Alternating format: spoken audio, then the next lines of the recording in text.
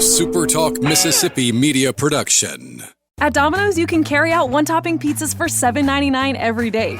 Even today, you ask? Let's check howaboutoday.com to find out. Yep, carry out only. As for this offer, availability and charges may vary. Size availability varies by crust type. Excludes XL and specialty. Your local store may charge extra for some toppings and sauces. Oh, yeah.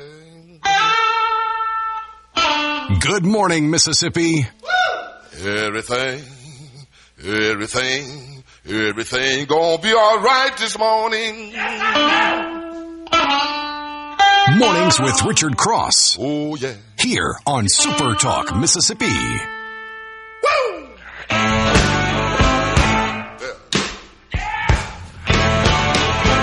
Now, when I was a young boy, at the age of 5, my mother said I was gonna be the greatest man alive. But now I'm a man, way past 21. Good morning, everybody. This is Lucian Smith here on Mornings on SuperTalk Mississippi. You have made it to another Friday. It is Friday, July 31st, the last day of July, and it is nearly the weekend. I'm here with Will East, coming to you live from SuperTalk. It is a warm morning, but it feels like it's starting to break a little bit. It's not the brutal blast of heat when you walk out, but to be clear, it's going to be a warm one, just like it has been for the last several days. We'll get into weather and whatnot coming up soon. We're for a lot of people, this is the last Friday of summer. School, not the meteorological, technical end of summer, but if you are a student whose school starts back on Monday, it is very much the end of summer for you. And so this is the final Friday before school starts for a number of people. I know for some folks it's already started. If you got big plans to celebrate this final weekend, whether you're one of those students or one of those parents who will be celebrating the end of summer or dreading the end of summer, let us know. Send us a text to the C Spire text line, 601-879-4395. You know, Will, it's interesting. I wasn't here yesterday. I had to take care of some things, and so appreciate Dave hopping in at the last minute and doing that and doing as always, excellent job. But it's funny how this always seems to work out. The mornings, you know, when I realized I was not going to be able to be here, I thought, okay, I'm gonna sleep in. Yeah. I'm gonna really lean into not waking up until the alarm goes off. Of course, my truly wonderful. I mean that very sincerely. Truly wonderful 5-year-old came down at 2:00 in the morning, and you know he sleeps like the hands of a clock. It just over the course of the evening, those legs managed to go to all the corners of the room. So I ended up moving to the guest room to try to hopefully get a little bit of sleep. Didn't really work out. Of course, this morning nobody's down. The entire house is dead silent as I'm getting ready to leave, which is good for them. They had a good fun day yesterday out in the sun, and I'm glad they're getting some rest. But you thought, gosh, this would have really been the morning to not have to be somewhere right at the crack of dawn. Now, y'all you've one on the way, right? This is the first? No, yeah, well, she's already here. She's here, okay. She is 2 months old. Oh, wow. And thankfully, we've hit that part, Lucian, where we kind of got into a routine. Yeah. But my wife is, and I'm not speaking out of school here, because I've said this many times, she's ADD. Okay, and she does things the way an ADD person does, okay? So, you know. Does that also mean she's not listening until 7? She's also not listening, so that's another reason why I'm telling the story. So last night she decided to go to a friend's birthday party. I got home at like 6, okay? I'd been up here all day, and I was just exhausted. She said, hey, let's go to this party. And I said, no, on no circumstances am I going. So she took our little girl and went to the birthday party and got home, I don't know what time, but of course when she comes in the house, it's like explosions everywhere, right. And it woke me up, and it just threw my whole night off, because by the time they got home at like 8:30. Now, I'm not saying they got home, at midnight. They got home Right. at 8:30, but I was already in bed and asleep. But, when you get woken up, I'm one of these people, once I'm getting woken up, I can't go back to sleep. That's how I am. It just throws it all off. That's my wife's superpower, or one of her superpowers. And I don't know if this is just a mom thing, because when they start having children, they're more frequently up in the night. She can get up and do something, and truly be engaged. Not the kind of you're half awake, eyes barely cracked, and then within minutes be back asleep. Like if one of the children comes in and I go up and put them back to bed, I'm up. Yeah, I'm up. There's going to be, maybe eventually I'll fall asleep, but it's going to be after sitting there for an hour doing something. I don't have the superpower where you can get up and do that and fall back asleep. Same thing. She can fall asleep immediately. It really is a superpower. Yeah, it's one I wish I had. The only good part about it for me, about not being able to do it, is I find those are incredibly productive times, even though I'm exhausted the next day and I wish I had just slept. And that's one of the ways that my wife can tell I had a bad night's sleep, is she will wake up and be drinking coffee, and I'll say, I booked the flights to New Jersey, and also I looked into this thing, and I really think we should look at the 401k, shifting it over here. Dishes are clean, exactly, floors mopped. Exactly. Yeah. And she's going, It's 6 o'clock. Oh, you didn't. I'm sorry, you had a bad night's sleep. It is something. It really is something else. But we're looking at some warm temperatures. We'll get into more detail about that in the next segment. But still warm. A lot of showers coming through on Saturday, which means Sunday, I think, is going to actually be a really, for summer in Mississippi, pleasant day. Not pants and a coat kind of weather, but a good day to fire up a grill and be outside and get a little of that. I looked at the weather for Tupelo because Tupelo and Oxford, for some reason, they're always a little bit cooler. Now, if you're in Tupelo and Oxford, you say, no, it's not cooler. It usually is a little bit cooler than the rest of Mississippi. Right. So relative. But I looked at Tupelo's, I think it was Sunday. The high is 81. That's something right there. I mean, break out the parka. Well, Sunday really does look like it's shaping up to be a good day to be outside and get some stuff done, whether it's cutting grass or grilling. I will tell you, I'm more likely to be doing the grilling than the cutting the grass on Sunday, but I'm looking forward to having that come through. If you got big weekend plans, hit us up, 601-879-4395. We've got a good show coming up. David McRae, our state treasurer, he announced earlier this week that he's seeking a third term as state treasurer, and so he'll be here at 7:20 to talk to us. And then Beth Stevens, the executive director of the LaFleur County Chamber of Commerce, will be here to talk a little bit about things that are going on in Greenwood and what's going on this weekend as they have the 19th annual Bikes, Blues, and Bayous ride. This is the largest bike ride in the state, with roughly 800 riders participating each of the last 5 years. This year the ride is 66 miles long, so that'll be a interesting discussion. We were talking earlier this week with the executive director of the Mississippi Tourism Association, and one of the things we talked about is all the neat little places to go in the state that we think about. We're going to go to New Orleans for the weekend, or we're going to go to Memphis, or we're going to go wherever. There's so many wonderful places inside of the state where you can go without leaving Mississippi and have a fantastic trip. And Greenwood really is, to me, one of those places. Yeah, they're doing. They've kind of gotten this.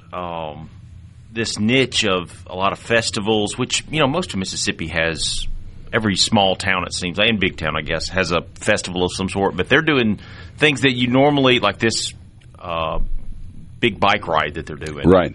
And I know Steve Azar has 2 or 3 big events every year. I think he's got another one coming up soon. Just to, get people, not only people there, but also attract people from across the state to the Delta. Yeah, that's right. And, you'd be surprised at the number of people who've never been to the Delta. And look, I'm not from the Delta. I'm from northeast Mississippi. But the first time I went to the Delta was on a hunting trip. and it was amazing. Yeah, the Delta's it's great. the best hunting in the world to me. Yeah, I think that's right. So I love the Delta. You and me both. It's one of, obviously we're both kind of Mississippi homers, so maybe we're a little biased, but there's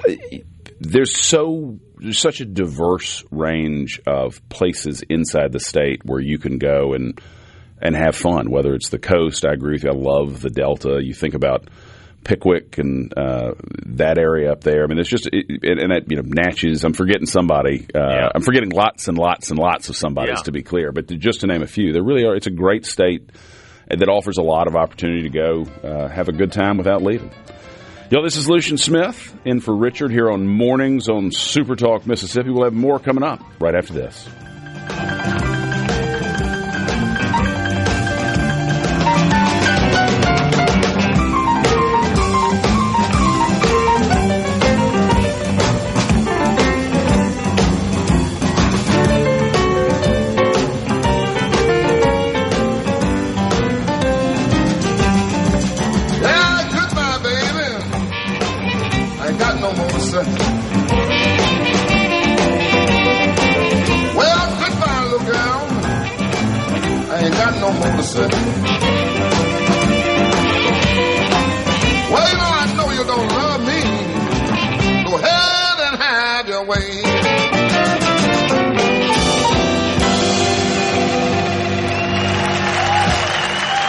Good morning from the Venable Glass. You know the blues got soul.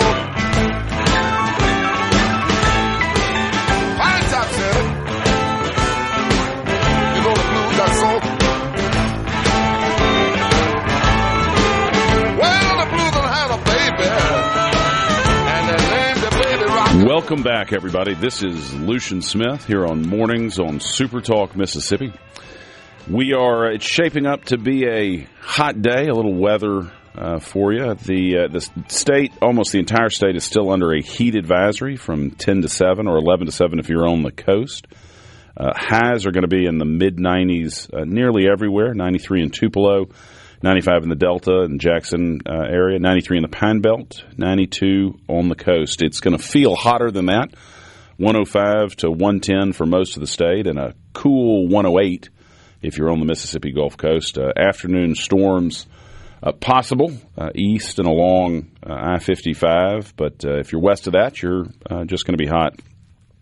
Tonight and into Saturday, you should expect some storms. Saturday's going to be hot and wet, but the good news is that front should bring the temperature down. So on Sunday, you will have relative cool. Now, we're still talking high 80s if you're on the cooler end and low 90s. But it may not feel like you got slapped in the face with a hot, wet rag when you walk outside on Sunday. So my advice is take the opportunity to be outside and enjoy it because you got to enjoy those windows while they come. And it should feel particularly comfortable after the long, hot spell we've had. But if you're outside today, if you're working, if you're in the heat, make sure to drink lots and lots of water. Take breaks. Get in the shade when you can. Make sure you don't leave pets or other living beings in your vehicle because it is going to be hot, and those things are going to get hot quickly. It is Friday, July 31st. It's the final day of the month of July. It's the final day of summer for anybody who starts school back on Monday.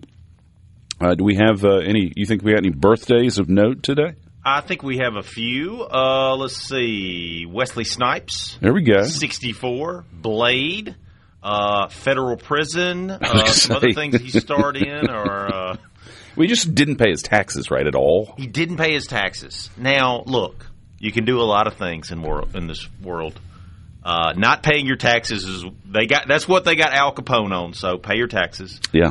Let's see. That's good advice. Zach Brown of the Zach Brown Band is turning 48. Gary Lewis of Gary Lewis and the Playboys, one of my uncle's favorite bands. He was always playing their songs. I'm sure 80. I know a song by Gary Lewis and the Playboys, but I couldn't tell you what it is. It was, oh my gosh. This Diamond Ring, That's the only one I can remember. This may be a driving home, exploring new music situation. Mark Cuban, entrepreneur, is turning 68. J.K. Rowling, Harry Potter author, is turning 61. Milton Friedman, the economist, would have been, I don't know how old he would have been, but he died in 2006. Today is his birthday. Dean Cain, Superman, outspoken conservative D-list celebrity, I would say, is 60. I like Dean Cain. Yeah. And that's about it. There we go. J.K. Rowling's had an interesting second act with her, her advocacy. And good for her. Oh, I completely agree. For anybody who's not familiar, J.K. Rowling, the author of the Harry Potter books, a billionaire, I believe, as a result of that, which good for her on that. But she's fairly politically progressive. That's the part that I think people miss. It's not, she's not some deep red conservative person, but I don't know if it was maybe 5 years ago, but fairly recently she came out, I think just with a tweet. I don't think she founded some foundation or gave a bunch of money to causes that relied on this, but she has been outspoken about the shift from biological sex to modern gender ideology, which put differently means that she thinks men are men and women are women, and that men shouldn't be allowed into women's sports, men shouldn't be allowed into women's prisons, men shouldn't be allowed into women's locker rooms. And she has just been, brutally attacked. I say brutally. I'm starting to sound like somebody on the left talking about how words are violence, but people are really mean to her. She's getting attacked verbally, constantly, and she has not. She's not stepped back at all. She is on Twitter or on X all the time, pushing back on people and stating just simple biological fact that And in the UK, this is the other thing about it. The UK, this is one of the wonderful things about America. We've got the First Amendment. We can say what we want, and the government can't come in and arrest us because they don't like what we said. That's not true over there. And she has been totally unafraid. She hadn't suffered any criminal prosecution over it, but she has been very unafraid to be vocal and clear and not mean about it. Just saying this is biological fact. We don't need to have men put in women's prisons. We don't need to have men competing in women's sports, et cetera, et cetera. But she's before that, she really was fairly liberal. She wasn't some doctrinaire conservative, and so she's had a very interesting second act. And the thing about being a billionaire, it's helpful. It's not like she's running a one-person bakery where they can run her out of business. She's staying in business. So on this day, the first men to ride in a vehicle on the moon. That's how you know guys went to the moon, okay? What do you do? What are guys going to do when they go somewhere? They're going to hit golf balls, and they're going to ride around. That's exactly right. We did both of those when we went to the moon. That's exactly right. In 1981, the 7-week-old baseball strike came to an end on this day when the players and the owners agreed on the issue of free agent compensation. In 1991, on this day, the Senate overturned a 43-year-old law and voted to allow women to fly military planes in combat.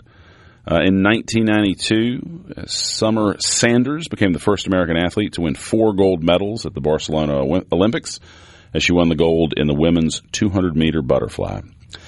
In 1997, police seized 5 bombs on this day believed to be bound for terrorist attacks on subways. The following year on this day, President Clinton said he would completely and truthfully answer the prosecutor's questions about Monica Lewinsky in testimony that would be beamed by closed-circuit television to a grand jury. He did not, in fact, do that. Well, it depends on what your definition of is. Of is. Yeah, that's exactly right. Today, on July 31st in 2013, President Barack Obama's national security team acknowledged for the first time that when investigating one suspected terrorist, it could read and store the phone records of millions of Americans. Those are just a few things that happened on July 31st over the course of the years. So there we go. That it is it's amazing that it's been 13 years since the beginning of the Obama administration. Makes you feel old, doesn't it? I guess it's been even more than that. That was the second term because he was reelected in 12. He was originally elected in 2008. That's right. Correct? That's correct. Started serving in 2009. I remember that era very well because the presidential debate was on campus at Ole Miss. I was there. It was pandemonium. I'd forgotten that happened. That was very cool. Yeah, that was, I remember almost bumping into David Axelrod. Oh, really? He was one of Obama's chief advisors, and I was like a foot away from Madeleine Albright. It was like one of these weird moments that you'll look back on for the rest of your life, and you go, right. "Oh, I've brushed up with all these celebrities." But yeah, that seems like a lifetime ago because politics has changed so much, and Trump gets the blame for a lot of the vitriol and all that kind of stuff. But I remember that election very clearly because, I remember that debate, and so I was a lot more involved then. And I remember that whole election was just ugly. You're absolutely right. That was against John McCain, of course. That's right. And that was just, against a true American hero. And they vilified him, and they did, and his running mate, of course. And so when everybody looks back and says, "Oh, 2016, Trump, that's when politics got really ugly." No, I remember 2008. Yeah, no, you're absolutely right. And it's interesting, and they did the same thing with Romney. It is funny how they are evil until the next campaign, and then they say, "Well, why couldn't y'all nominate one of the good people like Mitt Romney, like y'all did last time?" Oh, because Joe Biden said that he wanted to chain African Americans up again. That's exactly right. And the media parroted it, like they always do. Y'all, this is Lucian Smith here with Will on Mornings on SuperTalk Mississippi. Stick with us. We'll have more coming up after this.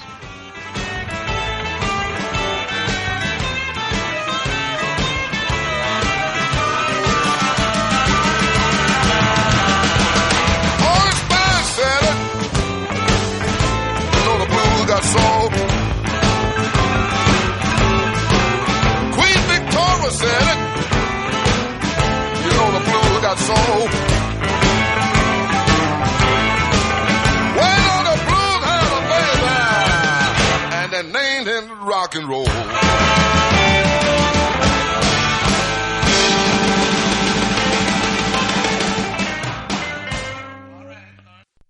This is where Mississippi wakes up smarter. Headlines, context, and the conversations that matter most. Mornings with Richard Cross, right here on SuperTalk Mississippi.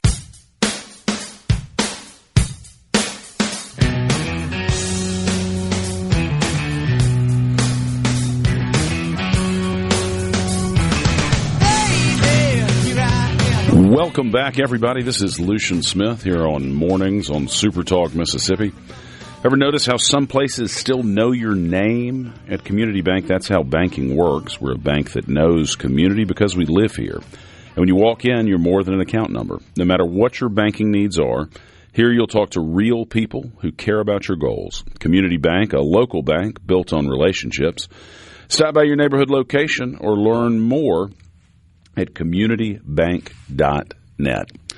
Well, it is a little bit after 6:35 here on Friday, July 31st. Congratulations. It is nearly the weekend. Not a lot of sports to talk about, Will, but any sports news worth mentioning? Well, Lucian, sometimes you watch TV or watch a sporting event or read the news and you think, man, these owners, these people that run these sports leagues, they're making millions of dollars. They must be much smarter than I am. And then you see what the WNBA is doing, and you go, nope. So the WNBA is in the news for two reasons, both of which are off-court reasons. The biggest reason is Sophie Cunningham. If you're not familiar with Sophie Cunningham, you've probably seen the meme. She's the one that's pointing. She's the blonde. Oh, yeah, absolutely. Very beautiful. She plays with the Indiana Fever. She's on Caitlin Clark's team. She does the pointing meme. And she is – not only she's in the news because of that still. That was a couple of weeks ago. But now she's in the news because of some stuff that's going on with the WNBA's stance on women and transgenders playing in sports and all this stuff. Upcoming WNBA games in Portland, Oregon and Minneapolis, Minnesota will feature rallies outside the arenas in support of Indiana Fever guard Sophie Cunningham, who has basically been very outspoken in defense of women's sports. If you haven't heard the news, basically there was these two teenage girls recently at I believe they were in Seattle. They were at the Seattle Storm. They were at a game, and they had a sign that says, "Thank you, Sophie, for speaking up for girls." We're talking about two teenage girls that are holding the sign up. Right. They happen to be courtside. And the Seattle Storm co-owner basically lambasted these two teenagers. Really? Yes. And Sophie Cunningham, to her credit, stepped up and said, don't do that. Well, the WNBA they just came in and just said, everybody's equal, all this kind of fun stuff. And then they finally suspended the co-owner from a few games and all this kind of stuff. But a lot of the people that are the voices of the WNBA are coming out attacking not the person who went after the teenage girls, but Sophie Cunningham. Yep. Because she spoke up for women's these teenage girls, basically. So that is going on in the WNBA. It says something when your ideas are so good, you've got to scream at other people and tell them they can't disagree. Yes. That to me is the sign that you are probably wrong. And normally that right there, and that's the big story for the WNBA, that would be enough. But oh no, they've got some more. Leave it to them to turn a friendly $400 wager into a gambling controversy. The WNBA promoted this social media video between one player and then another player. The other player is Angel Reese of the Atlanta Dream. They promoted this friendly wager between them where they were betting $400 on their upcoming matchup between each other. Only problem is you can't do that. That doesn't exactly seem like... You're not supposed to be betting on games. You're much less not supposed to be betting on the ones you're playing in. On ones you're playing in. It's even worse when the league is promoting that you're betting on the games that you're playing in. On the Sophie Cunningham side of that, it just seems to me that if you're not in politics or politics adjacent, I mean, obviously, this is a talk radio show where we discuss politics. That's the reason you turn on SuperTalk in the mornings or in middays. Obviously, we've got excellent sports from 3 to 6 on your SuperTalk station. But, you turn on SuperTalk, you're expecting people to talk about politics. In sports, and this, I think, is one of the things that's rubbing people so much the wrong way, when you turn on a basketball game or a baseball game or some sporting event, I'm turning it on to watch sports. Yeah. I'm not particularly interested in having a political discussion. I get to do that all the time. I don't want to do it when I turn on a game. And I feel like that's how most people are. They're not – the point being, if you are one of these people who owns a team or somehow is involved in owning a team, maybe just own the team. It has intersected politics and sports. I think the Colin Kaepernick thing was the big catalyst for it, and it's since just taken off, and you can't separate the two anymore. It's like with the Sophie Cunningham. Again, the story is these two teenage girls were at a game. They had a banner that says, "Thank you, Sophie," because she had said some things on her podcast or something. They said, thank you, Sophie, for standing up for girls' sports or women's sports. And the co-owner of the Seattle team, if she'd have said nothing, it would have been nothing. Right, exactly. But she said she went after these two teenagers. I mean, one of them was like 16. Yeah. And the WNBA kind of had this terrible handling of it. And now it's morphed, and that's what happens is just these escalations. One person does something, another person reacts to it, and then the league or the owners or whoever, management, whoever, doesn't know how to handle it. They're not equipped to handle it. And so then it just becomes just worse and worse and worse and worse. And, you know, and I'm going to tell you, you're seeing a big shift from probably, 4 years ago when – you couldn't say on the side of Sophie Cunningham and standing up for women's sports, you couldn't have said that. Yeah, that's right. I think 4 years ago she would have gotten suspended for saying what she said. Basically saying that, you know, boys are boys, girls are girls, and they should play on you know, their respective teams. Right. I think she would have got suspended a few years ago. The environment has changed, and so now she can be a little bit outspoken. But you can see that their mindset is still that. Oh, absolutely. I mean, it's sort of part of the. We're going to attack teenagers for saying that. Well, it's part of the religion of the left that you've got to believe those things, and like we were saying before, it says something that if you disagree, you are shouted down. They try to come after you. I mean, that to me that speaks to your ideas maybe not being that great. If the response to anyone disagreeing is to say you're evil and bigoted and we can't talk to you and you need to be fired and you need to have to go live out in the desert for the rest of your days, like, could we engage on it? Could we have a conversation about it? If you want to be part of the conversation, send us a text at the C Spire text line 601-879-4395. Walter in Tupelo says politics and sports has been going on since Muhammad Ali, if not earlier. That's fair. It has. But I don't think every brand feels like, at least it has recently. I'm with you, Will. I think the tide is turning a little bit, but it feels like they all, for the longest time, felt like they had to be publicly supportive of whatever the political thing of the moment was. And two, I think because now you can look up anybody. If you have a favorite player, you can look up and see if they're politically outspoken. Whereas in the past, they had to make news. Right. And everything Muhammad Ali did made news. So that's why you kind of knew his stance on things. Whereas now, every single player, if they say something, it's out there on the internet. You can go read about it. And in a lot of cases, this might be just misinformation. But, it's politics and sports have become – they're not – you can't separate the two anymore, I don't think. Yeah, that may be. I feel like to your average fan, it makes it – I just don't think that's what anybody's looking for. I'm not talking necessarily about a personal Twitter page or I'm sounding really old. A personal, what you say on your personal social media accounts, but just the way that you how frequently you got stuff like that where you it just gets so close to it just seems totally unnecessary. Well, that's another thing is most of these athletes have social media accounts. Right. And you can see what they retweeted. You can see what they posted.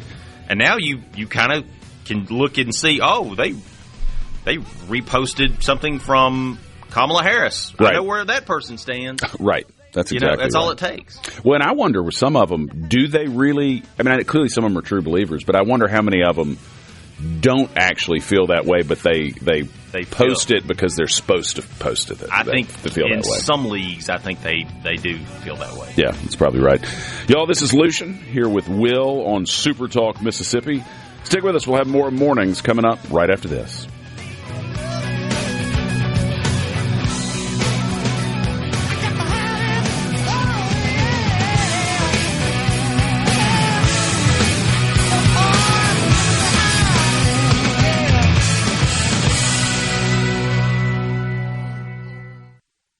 Good morning from the Venable Mississippi wakes up. Time to wake up. And Richard Cross is already 3 steps ahead of the headlines. Back to the conversation. Mornings with Richard Cross on SuperTalk Mississippi.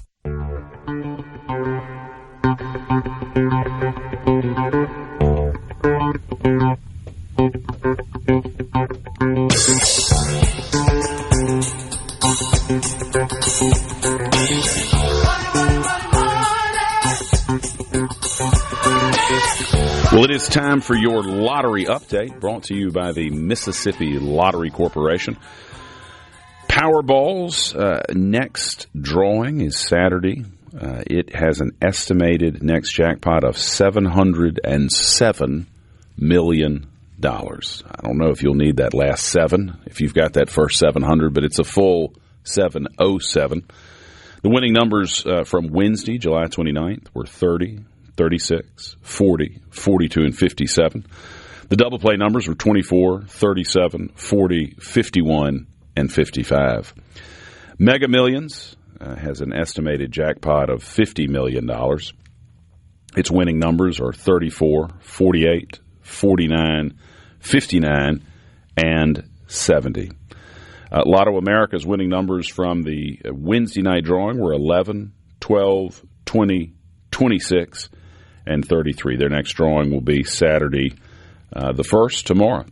And Mississippi Match 5 has an estimated jackpot of $345,000. The winning numbers from last night were 3, 4, 6, 17, and 23. A $2 Powerball ticket purchased at Sprint Mart number 38 in Tupelo is worth $1 million after matching all 5 white ball numbers in Saturday night's drawing. Mississippi was one of 6 states to produce a $1 million winning ticket in the drawing, joining Michigan, North Carolina, Pennsylvania, Texas, and Washington. The winning ticket did not include the optional Power Play feature, however. Had Power Play been added for an additional $1 per play, the prize would have doubled to $2 million. Powerball jackpot continues to grow. It's getting on up there, but both of those are pretty spectacular jackpots. That's your Mississippi Lottery update, brought to you by the Mississippi Lottery Corporation. Remember, you can't win if you don't play, but play responsibly. It's funny to me, Will. You hear people from time to time say, "Oh, I don't play." Like Mega Millions, obviously there was a jackpot winner. It's rolled back to $50 million. And you hear folks say, well, I don't play until it gets above a certain number.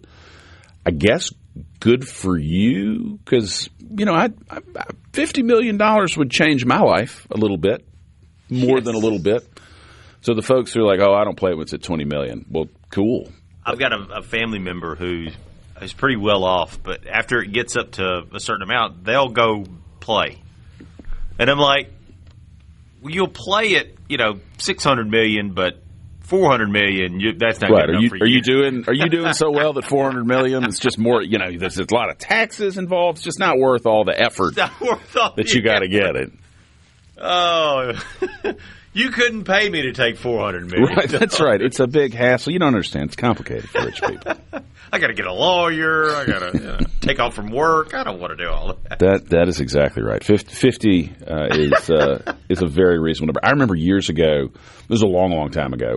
This was before Mississippi had a lottery. But my sister who lives in Georgia, it was one of the times when Powerball or Mega Millions 1 got up to some huge number. I think it was before they started occasionally breaking the $1 billion line, but it was mega money. And she bought Powerball tickets for all of us, for my mother, my father, me, my wife. But then I realized after the fact she didn't actually tell us whose ticket was whose. And I thought, I have a feeling if she wins, she's going to tell me that it happened to be her ticket that was the winning ticket. But unfortunately, we did not win that drawing, so I still work for a living. So we will do it as stocking stuffers for Christmas. It's a nice Christmas thing to do. But from the outset, it's, hey, if we win, we all win. If somebody wins, we all win. We got to split it up. Who's here in the room, we got to split that up. I think that is a very good approach. Yeah. Are you getting the tickets? Or are you getting the scratch-offs? Or are you getting we get the big ones. Yeah. Yeah. I think that makes a lot of sense. That is a good Christmas thing to do. Yeah, I mean, it's fun. It gives you something to do. My wife also and I, if we're going on a long road trip, we'll get scratch-offs, just the cheapest ones that we can get. Right. Get 5 or 6 of them, just as something to do on the drive. Absolutely. Yeah. And some of them, you get there's some big ones that actually take some time to do. I mean, I'm not talking about hours, but the little ones you can get through pretty quickly. But there's some that if you're trying to kill time, it'll kill a little time for you. I know people who will just scratch off. You can scratch the part of it off that you just scan, and they'll just buy it, scratch that off, and stick it immediately under the validator. They don't even scratch it off. They just want to know if it won. Fun. I agree with you. Finding a coin or a key or something to scratch it off. That's right. That is exactly right. Well, y'all go have some of that fun today. Go scratch a ticket off or buy a Powerball or Mega Millions. Y'all, this is Lucian Smith here with Will on Mornings on SuperTalk Mississippi. Stick with us for more Mornings with Richard Cross coming up next. But first, Fox News, followed by SuperTalk Mississippi News.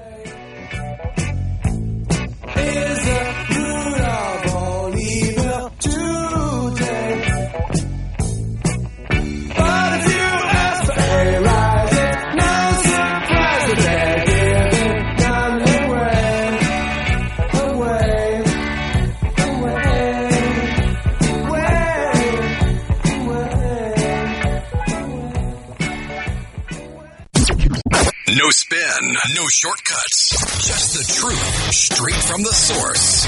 Richard Cross is back. Mornings with Richard Cross on Super Talk Mississippi.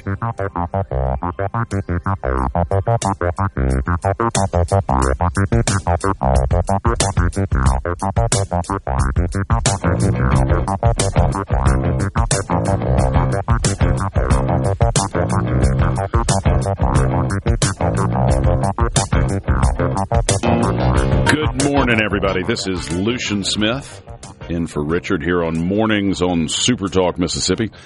This hour of Mornings with Richard Cross is brought to you by MWG Employer Services. Running a business is tough, and if you're struggling with HR, benefits, and payroll, you're not alone. That's where MWG Employer Services comes in. They can provide a full range of employer services plus a custom plan that fits you. Call today at 601-206-7966 or go to mwgemployerservices.com. Will, what was that bumper? I don't know that song. That was a Lance special right there. There we go.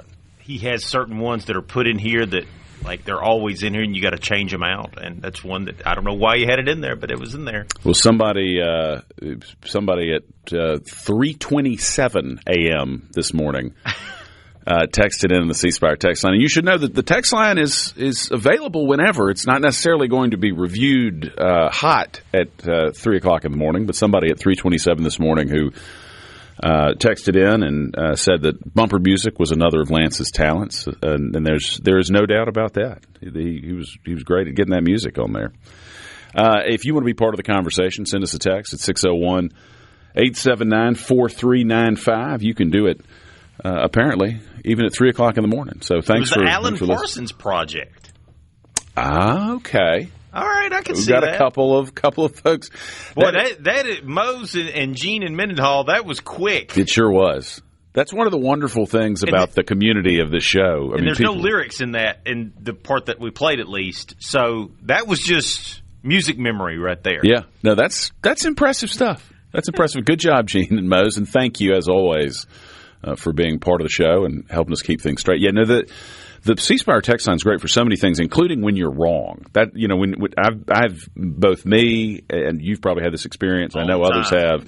You say something, and then all of a sudden you look over, and there's 6 people going, "That's not true."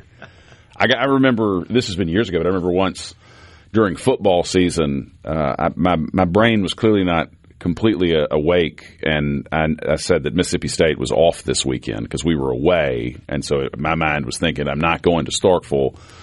There's no game. And let me tell you, I got lit up on that error. Well, there is a story out of New Jersey that the New Jersey has roughly 6,500 illegal immigrants registered to vote in elections this week. Elections. And it looks like as many as 400 of them may have cast ballots in recent elections. And the Justice Department has asked for a list of the people who are illegally registered to vote. And the Democratic governor in New Jersey is refusing to turn that list over, citing privacy concerns to those individuals, even though it is a crime to illegally vote in elections. Now, don't know that everybody who was registered to vote knowingly registered illegally. You know, when you go in to get a driver's license, there's an option to register to vote. So it's entirely possible that some of those were accidental. But the folks who voted in elections literally committed a crime when they did so. And it makes you wonder why there's been so much Democratic resistance to the SAVE Act and pieces of legislation that would make it more difficult for people to register to vote who weren't American citizens. And, you know, every time there's some effort to strengthen voter security, the response you get from people who are opposed to it is, oh, that never happens. Well, it happens. We know it happens because we have a news story right here that it happened, that hundreds of people voted in that election who aren't legally in this country. Well, that's the cycle. Is it never happens.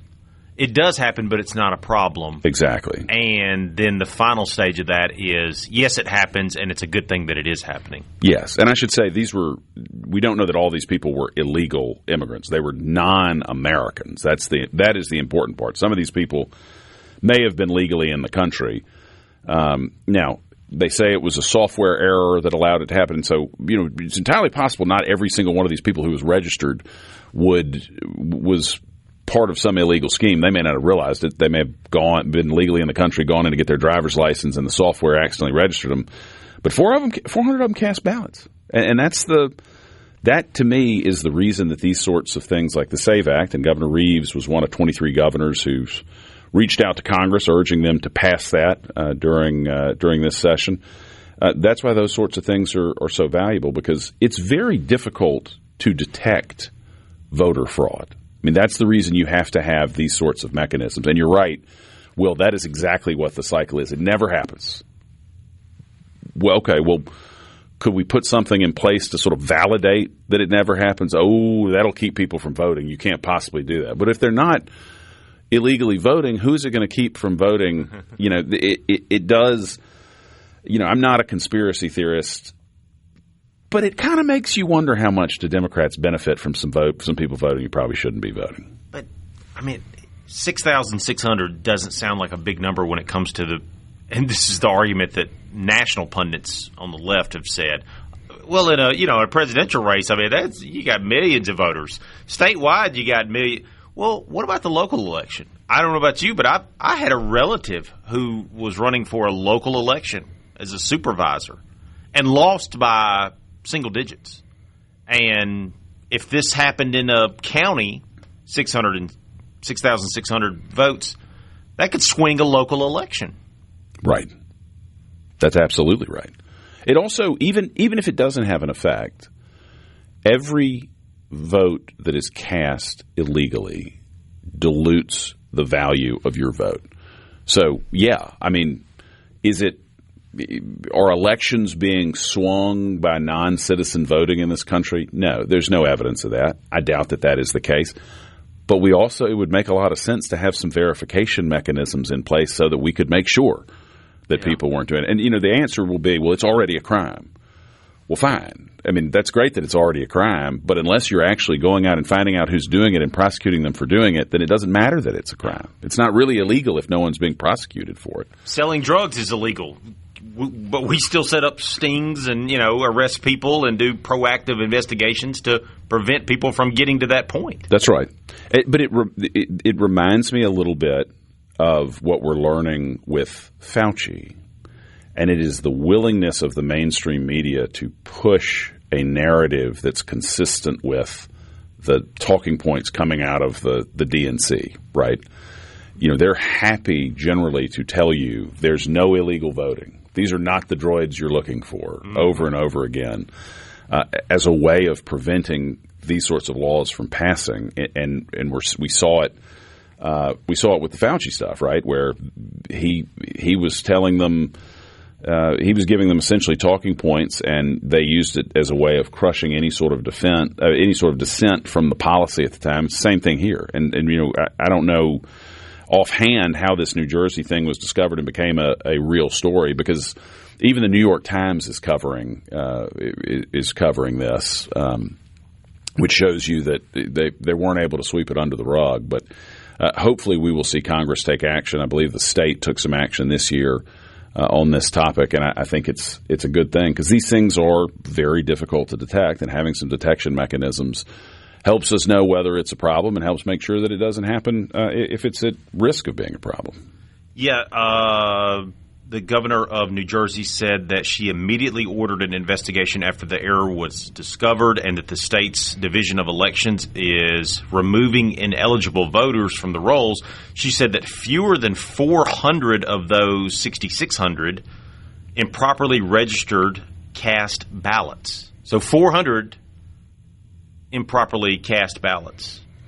But unless you're really looking at each election, I don't know how you know whether there was massive non-citizen voting. I mean, that's the thing about the SAVE Act. You're creating a database so that you can check and see who's voting, who's not supposed to be voting. Yeah.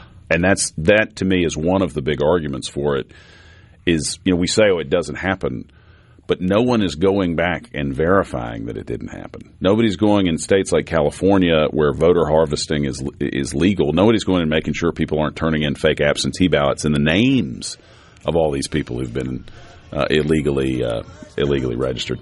Y'all, this is Lucian Smith here on Mornings on SuperTalk Mississippi. Stick with us. We'll have our State Treasurer David McRae coming up next.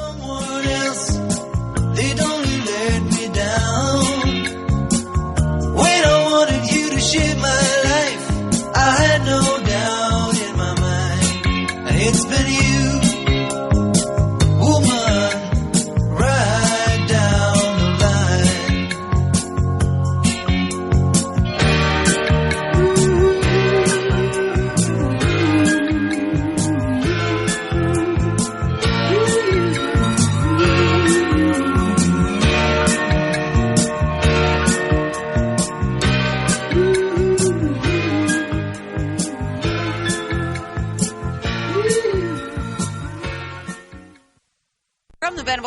Liberty isn't just a word to be taken lightly. It's the reason he's asking the hard questions every single morning. Richard Cross is back. Mornings with Richard Cross on SuperTalk Mississippi.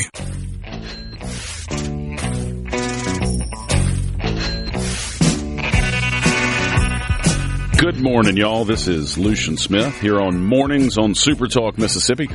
Mornings with Richard Cross is presented by Community Bank, rooted in our community, communitybank.net. Well, we have with us in studio my friend, our State Treasurer, David McRae. David, how are you doing this morning? Hey, Lucian, what's going on? Good to see you on this side. Normally I don't see you as often on SuperTalk because you're normally not the host when I'm here. That is true. It's good to see you. It's good to see you on the air or off the air. So that's nice. That's nice. Well, tell us, what's the latest from the Treasurer's office? Well, before I get into that, one thing I would like to say is that I know with everybody listening, we're all going to miss Lance. Amen. And, for the past time that Richard's had the show and everything, when I would come in, Lance was a very nice person, great person to see. His smiling personality was very infectious. Whenever I was, it's just a very genuine person. Absolutely. And, the one of the most fascinating things about him to me, because I didn't know him for the baseball and all the other things he did and all that, but one of the fascinating things to me is that when he would, when the segment was over, he always had questions, even if it was no matter what. He always wanted to know more about what I had just talked about. That's so true. And you don't get that a lot from the state treasury. I mean, a lot of people are like, oh, all right, well, that was great. See you later. But, or I have to wake him up. But, right. One of the two things. But no, he's going to greatly be missed. You're amen. That's well said, David. And I'll say, politics and radio, anything, they're similar in the sense that not everybody's the same in public as they are in private. And he was one of those people who he wasn't just nice on the air, he was a tremendously nice person when he wasn't. That's true, and you could tell that. Yes. I mean, you were also a tremendously nice person, both in public and in private. In my experience, I try some days. It just depends on what day of the week you meet me. So you've announced that you will be the only statewide elected official not running for governor next year. That's right. I kept telling people I wasn't running for governor, and finally made that official. I'm running for state treasurer again, and for a third term. I'm excited. It's been really good. People are very excited to have at least one person stay in the job that they currently have. It's good to have somebody stick around. And I think it brings a lot of normalcy. With the economy. Economy craves normalcy, as you know, and I think it's going to be great. I have the past 7 years we've done a lot of great things, and I look forward to doing more in my third term. I mean, we got a lot more to do and a lot more things to do, and I'm excited about it. When were you originally elected, David? I was elected in 19, took office in 20. Okay. When you look towards a third term, what are some of the things that you want to make that you still want to get accomplished as treasurer? Well, there's still better investment strategy. There's always changes to that because that's one of my main obligations, duties as state treasurer. There's also there's more better ways to do unclaimed money, to get more out the door, to make it easier for people to claim, and for college savings, find better ways to do things. I mean, one of the main things and I'm happy to say this today, and I've put out some press on this, is that our max plan we've been able to reduce by 20% because I changed the way in which we do the investments. So how we do it and who does it. So that saved roughly 20% over what we were doing already, and I pass that on to the customer. I mean, I've always come to the mindset, Lucian, of treating the Treasury like a bank, like the state of Mississippi. The people of Mississippi aren't my voters. They're not my constituents. They're my customers. And the way I look at them, they're my clients, they're my customers. I treat it like McRae's treated their customers.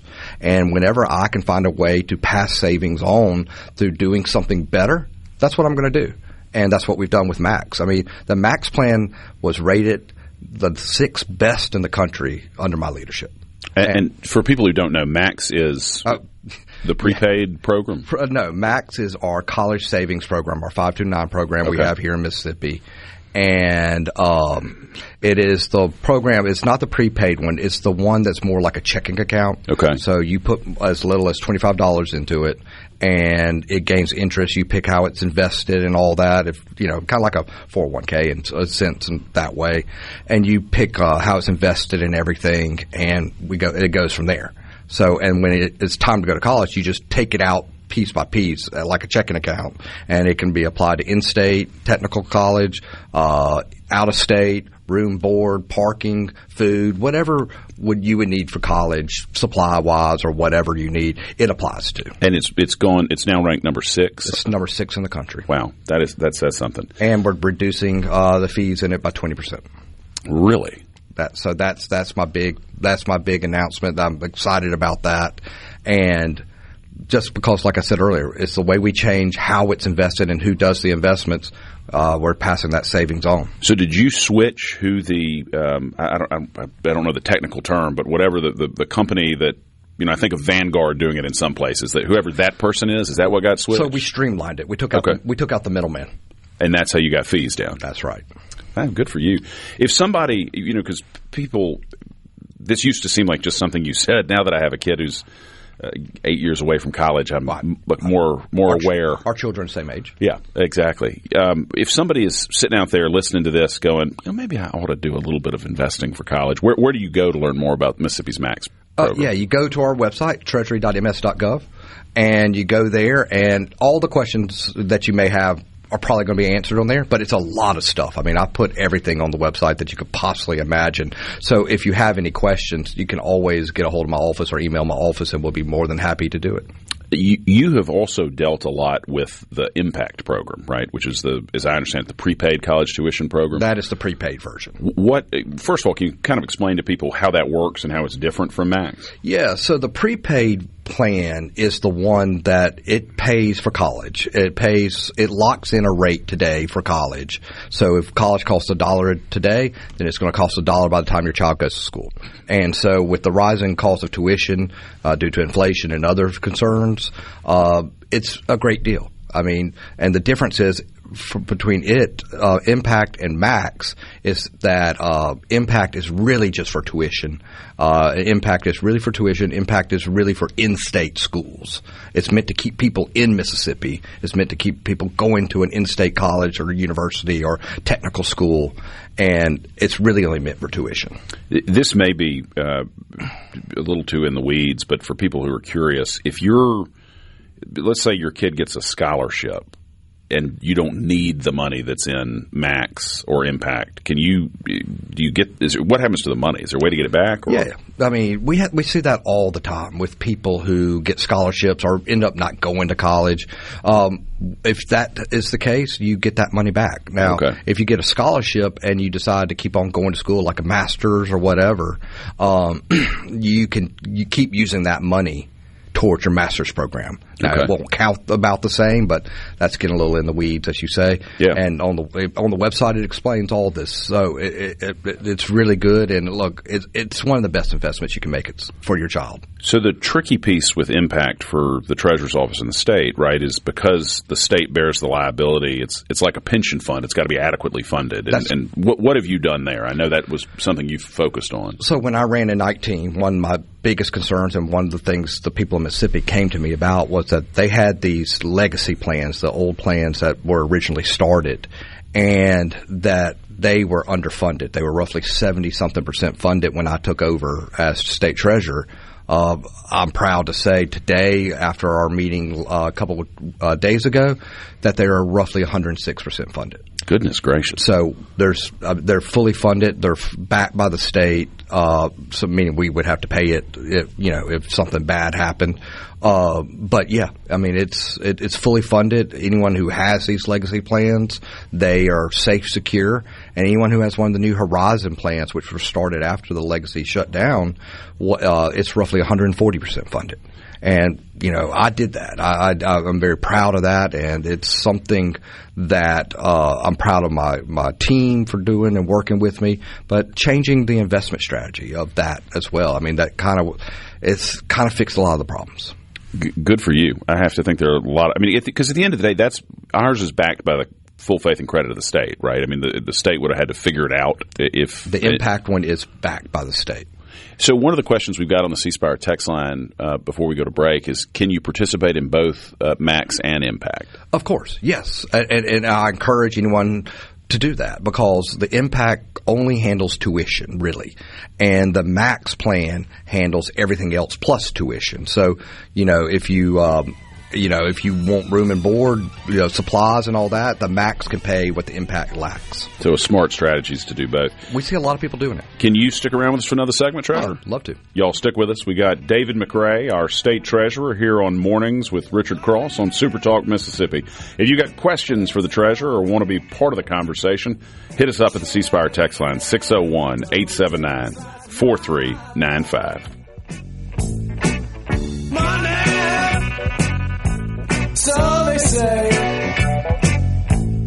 is the root of all evil today.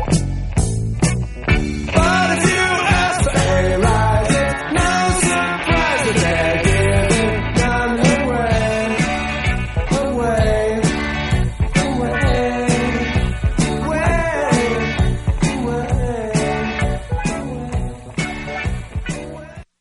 From the 250 years of self-government. And Richard Cross still believes Mississippi deserves the truth, not the spin. Back to the conversation. Mornings with Richard Cross on Super Talk Mississippi.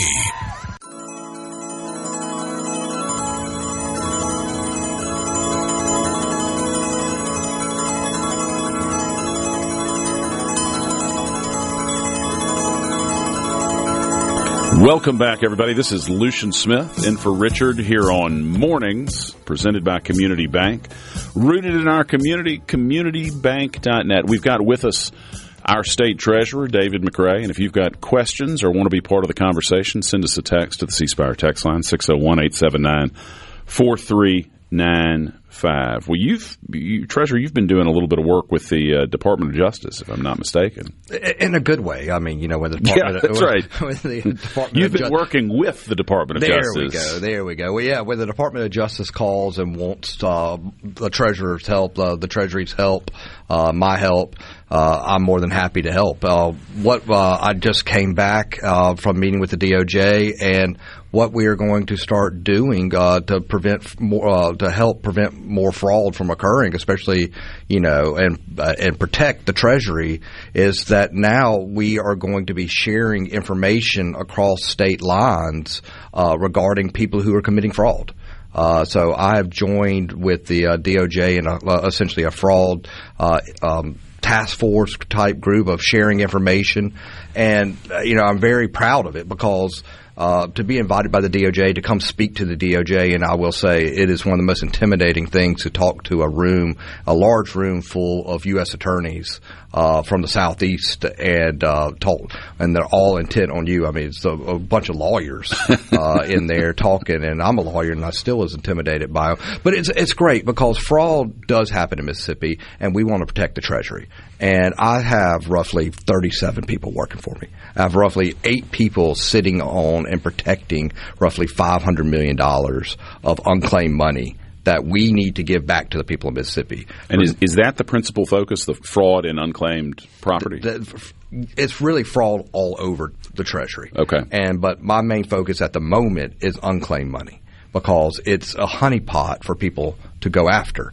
And we've stopped. Over the last 7 years, we've been really good at it. But again, let me stress, it's 8 people protecting roughly $500 million. Wow. And we have such good mechanisms and things in place that we roughly have 0.04% fraud in unclaimed money when the national average is 5%. But we've joined with the DOJ in sharing this information across state lines because we see a lot of these fraudsters be the same people over and over and over again, or they come from the same group over and over and over again. We see a lot coming from Atlanta and things like that. And so, being able to work with sister agencies, work with other treasurers, work with the U.S. Department of Justice and other attorney generals and things like that to, catch these people is really important to me. I mean, and it's kind of the next evolutionary step of where I want to take unclaimed money and the Treasury to protect it. And, I could tell a quick story I have. Please. Is that earlier this year someone claimed $800,000. And the fascinating part is they sent everything in correctly. Their birth certificate was correct. The driver's license was correct. The driver's license number was correct. Their social media profile was correct. The address was correct. In fact, we go with the extra mile, and we actually do Google Street View sometimes, especially with very large claims. But almost every claim we look and make sure it's going to somewhere somewhere, not just a vacant lot. Yeah, no, that makes sense. And everything checked out correctly. And my team went the extra mile. And when they asked for a photocopy of his license, a hard copy of it obviously wasn't the same person.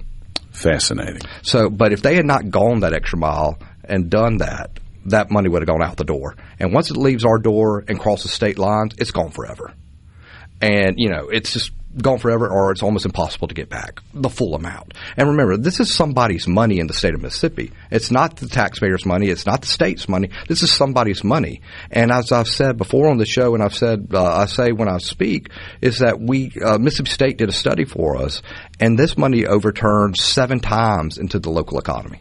I mean, that's what we're seeing, the money we give out. And so that would have been awful. So, one thing I asked the DOJ, and it's kind of funny when you ask the DOJ to do something, they perk up, which was very nice. But they perked up, and I said, one thing is that the norm should be is what I set here in Mississippi, and that is we are the only treasury in the United States, and we were the first treasury, since we're the only, we are also the first treasury in the United States to ask for to make sure that the person who is claiming the money is a U.S. resident. We're the only ones that do that. the other thing, as I asked the DOJ, and one thing we're seeing is that when we've had other attempts, not just the $800,000 of money to try to go out, and they'll try to go to bank accounts that have been only open for like a couple months. I mean a couple months, maybe 3 months. And these are large banks, that very well respected banks and large banks, and the money will get transferred to the account and then we claw it back, or like they'll try to do it. But the thing is, these accounts have only been open 3 months, 2 months, and a large sum of money goes into these accounts. And I've asked the DOJ to really put an emphasis and stress to the banks that, hey, you may be a large bank and this money may not be a lot to you. It's a lot to somebody else, especially somebody in Mississippi. But if someone's putting a large amount of money into a bank account, that's suspicious. Yeah. And, but it's this kind of information that we're going to be sharing with all the southeastern states. And I think it will help a lot. I think it will go in the right way. I mean, we always want government to work together. We always want to share information and in terms of fraudsters and stop it. So you're sort of helping teach other states how to do as good of a job as Mississippi is doing. That's exactly right. There we go. It's always great when Mississippi can lead. I was bragging about Mississippi to other states while I was there yesterday, and it's amazing because growing up, Mississippi was not always the best and the best. Yeah, we weren't always on the best list. But now we're the best in so many things, and we worked hard to get there. And it's really because conservatives have been put in place. But, I will say, kind of to wrap this up on this topic is that, I bring a unique perspective to the fraud part of with the Treasury, because I have been treasurer under 2 different presidents.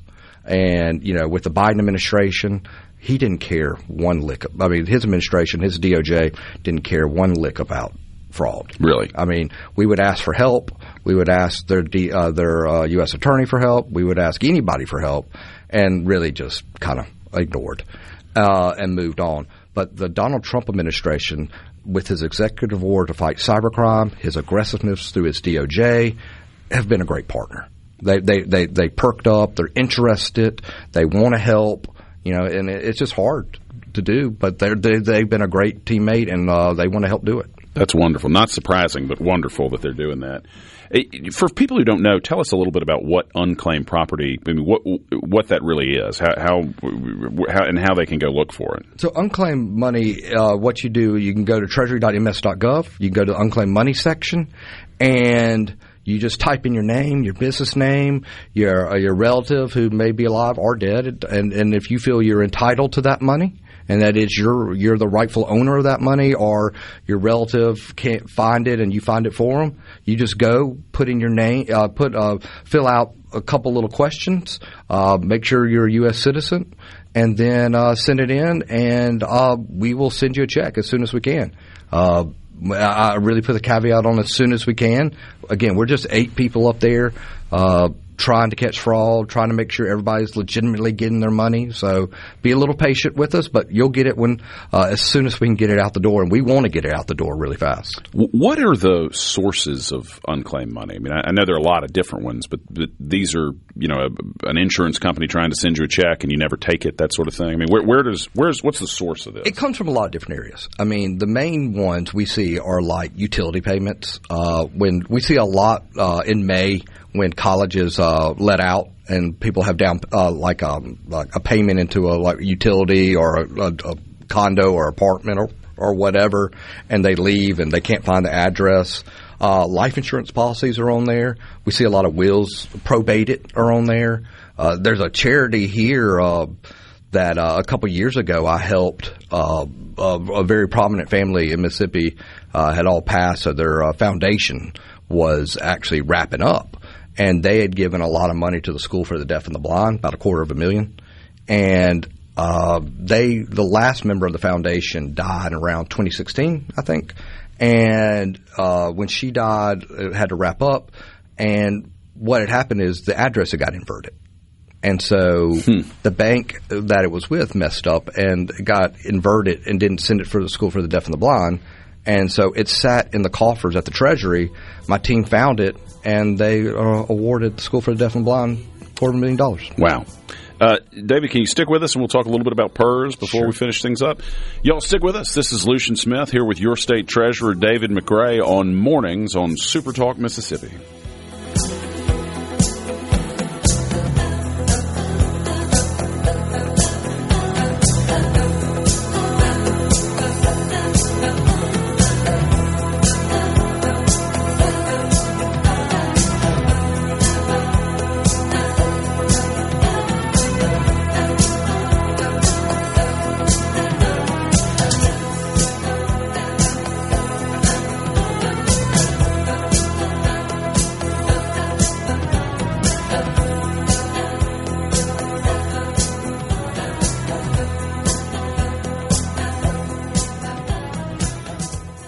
From the Venable Glass Trap. Headlines don't take a summer vacation, and neither does Richard Cross. Back to the conversation. Mornings with Richard Cross on SuperTalk Mississippi.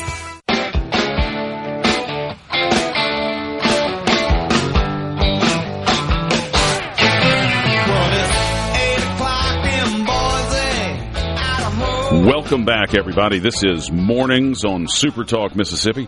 Lucian Smith in for Richard here, and with us in studio is still David McRae, our state treasurer. David, thank you for taking probably more time than you bargained for this morning. Let me say this, just to go back to unclaimed property. Everybody should take a minute today to go to the Treasury website, which is treasury.ms.gov, and put your name in or a family member's name in, because it takes no time. And it instantly pops up whether you've got a claim. I literally, during the break, put my sister's name in, and she's got some unclaimed property. Sadly, I don't have unclaimed property, but she does. I just found it. Did you really? Yeah, it's under $100, so I'm going to stick in this chair. But still. I mean, that's like your lottery conversation you were having a minute ago. Yeah. It's like, just take the money. Yes, no, exactly. I mean, this is the definition of free money. It is your money. This is not a taxable gain. It is you own this. The treasurer just happens to be keeping it because you lost it. But we want to get it back to you, and it's not your fault that you lost it. It's right. They couldn't find you. I mean, so it's not your fault at all. I mean, a lot of people. There's several people who've come up to me over the years and said, "I'm just embarrassed to claim it because I felt like I was so good with my books. I was so happy. I did everything perfect." I'm like, you can do everything perfect, but like my example, my story that I was telling earlier. I mean, it could just be your address got inverted. Right. And are you going to tell your sister?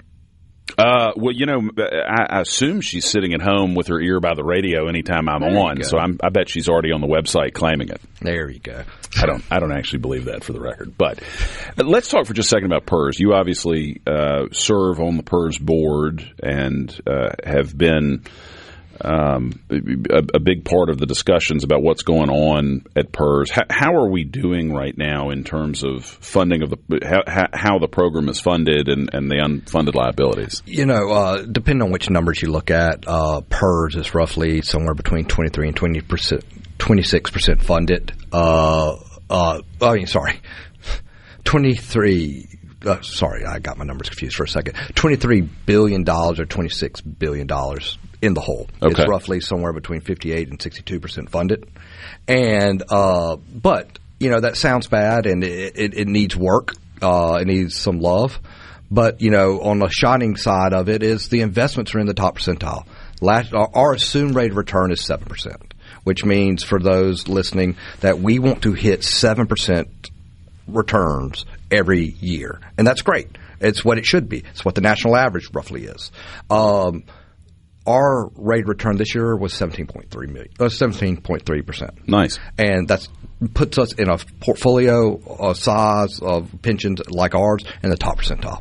I mean, and it's a story I wish the people at PERS, and I hate to criticize them, but the people at PERS, I wish they would tell more, because I've had several people who are thinking of running for governor, and maybe some who have announced they're running for governor, say, aren't the investments the problem of PERS?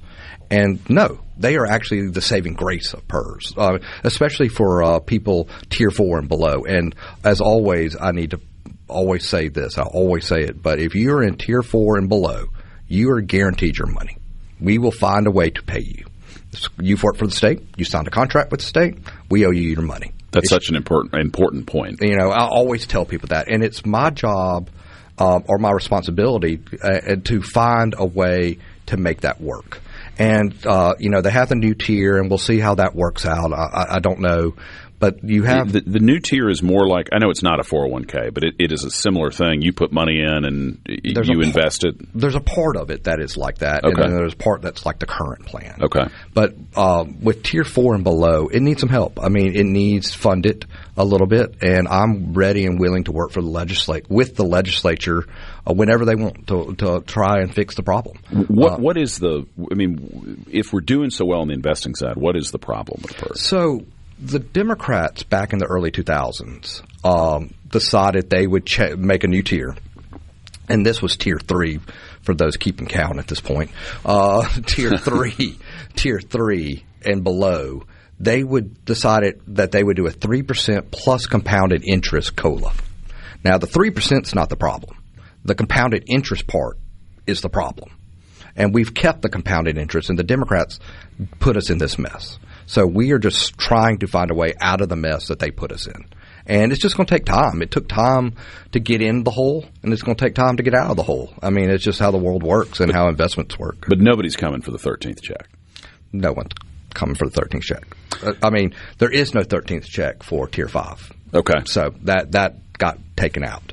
But for Tier 4 and below, there is a 13th check, and I hate that term. I know. It's a cost of living adjustment. That's right. To fight inflation. It would have made much more sense when they structured it to do a COLA a lot of ways differently, but just have it spread across 12 months instead of being effectively a bonus check. Exactly. And look, I think PERS can be fixed. I think it can be set on the right path. And I'm ready to work with the legislature and try to figure that out. Any final thoughts, Treasurer, in our 20 seconds or so? Well, look, thank you all for having me. And look, the Treasury is always working. Go to treasury.ms.gov to keep up with what we're doing.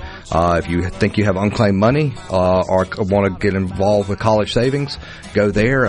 Or give my office a holler. We'll be more than happy to take care of you. You've been listening to David McRae, Mississippi State Treasurer. This is Lucian Smith here on Mornings on SuperTalk Mississippi. Stick with us. Coming up, we got Fox News followed by SuperTalk Mississippi News. Alabama, you can run, but you sure can't hide.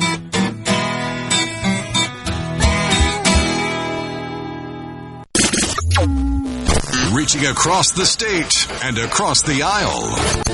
Mornings with Richard Cross on SuperTalk Mississippi.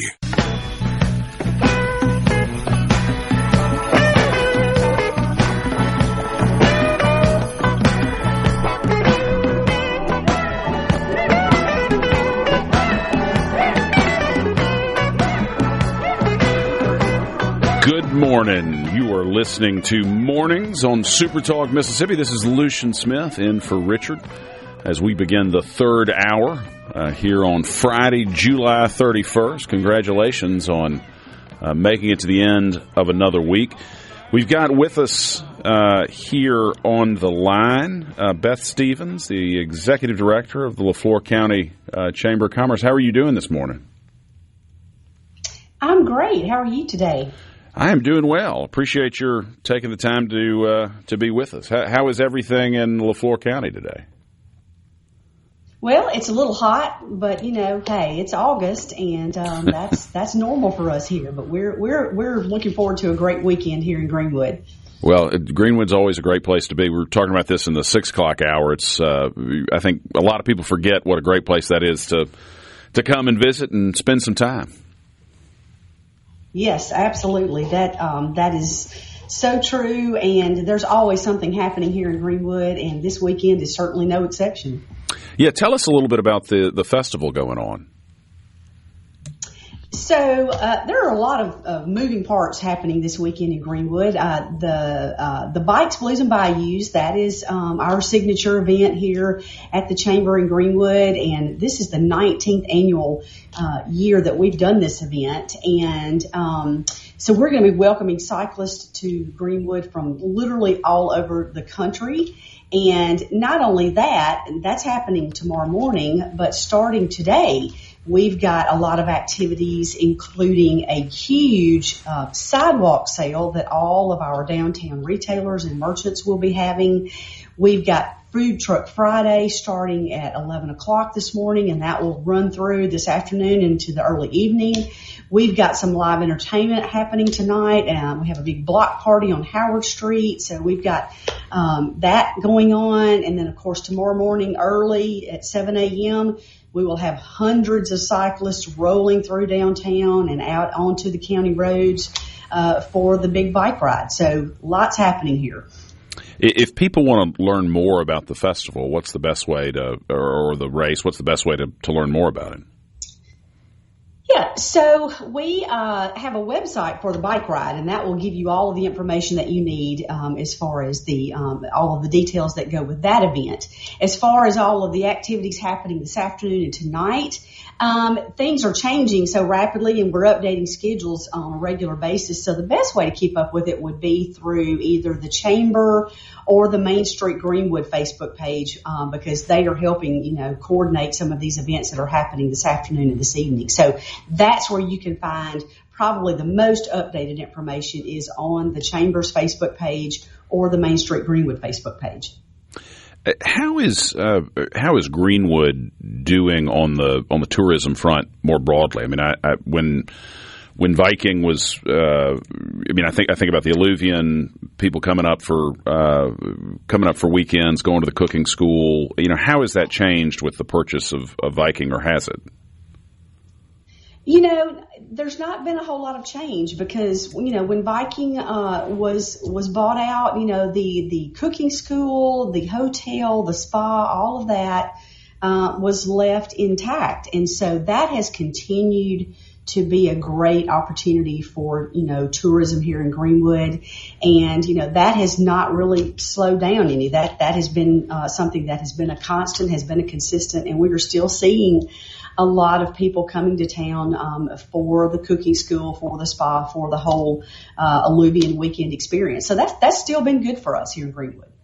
Yeah, it seems like Greenwood's been able to build a real boutique tourism brand that's fairly unique in the Delta. I mean, I don't know that there's another Greenwood per se. Obviously, there's definitely not another Greenwood, and every community has its niche, has its certain little flavor that we offer up to people. And Ashley Farmer and our tourism entity here in Greenwood does an amazing job of marketing this little community. And of course, we promote girls' weekends, we promote just Delta getaways and using Greenwood as your home base. The whole Stay and Stray logo is kind of like, come to the Delta, stay in Greenwood, but then branch out, venture out, go see Clarksdale, Cleveland, Greenville, all of the Delta towns, but come back to Greenwood and use us as your home base because we have that great hotel, because we have so many great culinary opportunities, and there's just a lot of fun things to do here on the weekend in Greenwood. What is going on? My understanding is there's some good news with the Avon building in Greenwood. Yes, so that the Chamber's not directly involved with that, but our economic development organization has purchased that building, and I don't know fully what all of the plans are yet. They're still rolling out, revealing what's going to be happening there, but it's going to be, from what I understand, just a multi-purpose, multi-use building that will house some nonprofits, some potential retail space, maybe some apartments in the upper floors. So that's an exciting project that's going to be coming to fruition over the next few years. That will be another great addition to our downtown. How, in terms of younger folks, the Delta obviously has been losing population for a long time. How has that affected Leflore County? Are y'all doing better, worse than surrounding areas in terms of convincing young people to stay and build a home there? Well, I think that depends on who you ask. I've been really encouraged, to be honest with you, over the last few years to see a lot of our young people who have left. They have decided to come back home. And as a matter of fact, we just hired a young lady here at the Chamber just last fall who is engaged to a Greenwood native who went off to college, went out into the world a little bit, And now he's come back home to work and get married and build his family here. So we are seeing people who are, coming back home after having been gone. And these are your 25 to 40-year-olds. So, that's very encouraging. I'm seeing a lot of that. So I'm not saying that we're not losing some population. I think, a lot of other places in Mississippi will agree that they have that same problem. But we are doing what we can here in Greenwood to provide a good quality of life. It's affordable here. Housing is affordable. Those are things that people look at when they're looking at places to live. We're working really hard on strengthening workforce opportunities here, providing opportunities for jobs for a multitude of different types of people. So, we're working on that. That's something that is in the forefront of our mind every day is how do we attract these folks? How do we keep these folks? We know they may leave for a little bit, but, we're doing everything we can to try to get them back, and we're having some success with that. I would have to think a lot of the things that make Greenwood such a great weekend destination would also would speak directly to quality of life for folks who made it their home. Absolutely. That's, quality of life, quality of place is so important. In the day and age that we live in, people pick the place they want to live and then they find a job. That's kind of what our younger generations are doing. So, the things that are important to people, like, a good place to raise your family, a place that is affordable, a place that, community is important. Those are things that we hang our hat on here in Greenwood, and a lot of small communities can say that. And I think that is, those are the things that people are looking for, and that sense of community, that knowing that, you're in a place where people are looking out for you and you're looking out for them, and you've got, a great opportunity to grow, and your children can make lifelong friends, and just places to hang out, a local bookstore. We've got great retail here. Again, I can't say enough about our restaurants. So I think those things are important to people, and we work hard every day to try to make those a little extra special here in Greenwood. So tell us again, if somebody wants to learn more about the race tomorrow, where do they go to go and learn more about that? Yes, so the bike ride is bikesbluesandbayous.com, bikesbluesbayous.com, and you can go there, and pretty much anything you need to know about the bike ride itself is on there. You can sign up if you still want to come ride. I know it's hot, but, believe it or not, hundreds of cyclists love to come ride in this heat, and we roll out the red carpet. We provide the best hospitality, cold ice towels at every rest stop, live blues entertainment all morning long, all throughout the Delta. And you can get to that website, bikesbluesbayous.com, and find out more about that. And then check out the Chamber's Facebook page or the Main Street Greenwood Facebook page for updates on all of the activities today with sidewalk sales, live entertainment, and the food trucks. Hey, Beth, thank you for taking the time to be with us this morning. Absolutely. Always good to be here. Thanks. You've been listening to Beth Stevens, the Executive Director of the LaFleur County Chamber of Commerce. This is Lucian Smith, in for Richard here on Mornings on SuperTalk Mississippi.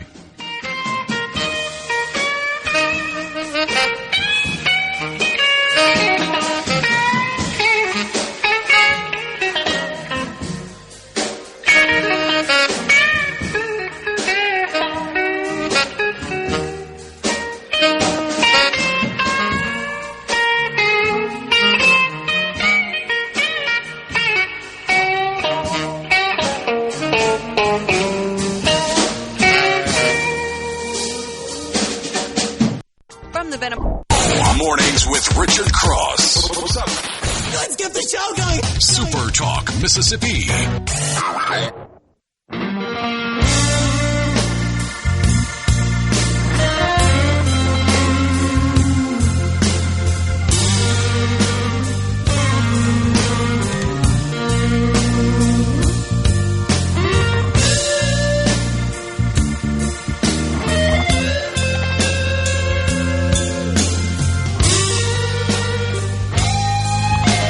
Welcome back. This is Lucian Smith in for Richard here on Mornings on SuperTalk Mississippi.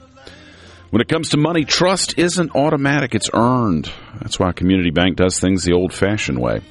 When you come to us, we take the time to listen to you and discuss any questions you have. Whether you're saving, spending, or planning ahead, you'll find bankers who know the community because they're part of it. Community Bank, banking designed with you in mind. Visit us in person or online at communitybank.net. Well, Thomas in Greenwood earlier today asked about the situation in Spain. He asked about it on the C Spire text line, and if you want to be part of the conversation, send us a text. It's 601-879-4395. The images over there are just extraordinary. I didn't realize this, but apparently Spain has some territory on the African continent that borders Morocco, and 40,000 Moroccans or people from coming across from Morocco, I guess they could be from all sorts of places, just rushed into Spanish territory yesterday. And the images are really pretty overwhelming. 9 people died coming across, I think, because there was such a stampede of folks as the border security was breached. You had people swimming around barriers that were on the coast to get into Spain. And at least part of it comes from a Supreme Court decision in Spain that said folks who got there, even illegally, wouldn't immediately be returned to their home countries. And so it created this real incentive to try to get in before somebody did something with that Supreme Court decision. Wow.